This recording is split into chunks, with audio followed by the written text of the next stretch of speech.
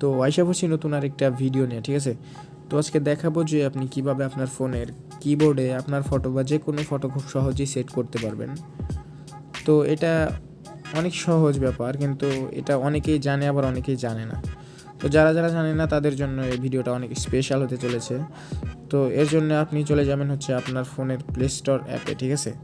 তো আমি যাই, তো প্লে স্টোর অ্যাপে যাওয়ার পর আপনি সার্চ করবেন রিডমিক কিবোর্ড, ঠিক আছে। তো লিখলেই মেবি চলে আসবে। তো এটা ক্লিক করার পরে আপনি আপনার সামনে অ্যাপটা পেয়ে যাবেন। তো এটা ইনস্টল করে নেবেন।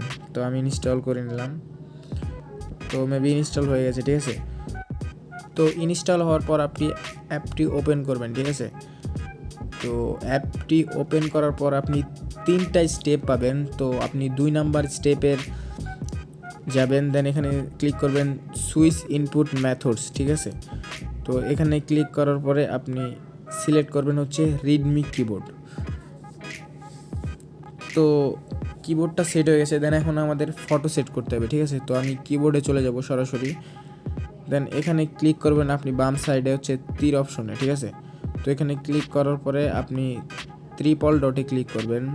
তো ডান সাইডে ট্রিপল ডটে ক্লিক করবেন। তো এখানে ক্লিক করার পর আপনি দেমে ক্লিক করবেন। দেন এখান থেকে ক্রিয়েট নিউ দেমে ক্লিক করবেন। এখান থেকে ক্লিক করবেন হচ্ছে চয়েস ইমেজ। দেন আপনি আপনার ফোনের গ্যালারিতে চলে যাবেন। দেন আপনি যেই ফটোটা সেট করতে চান কিবোর্ডে, ঠিক আছে। তো ওই ফটোটা সিলেক্ট করবেন। তো আমি একটা ফটো সিলেক্ট করলাম। দেন এখানে ক্রপ অপশানে ক্লিক করবেন।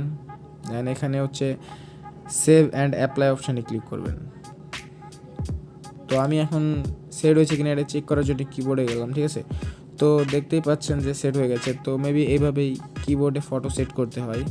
তো ভিডিওটা কেমন লাগছে অবশ্যই জানাবেন, আর আমার চ্যানেল নতুন হলে অবশ্যই চ্যানেলটি সাবস্ক্রাইব করবেন, ঠিক আছে।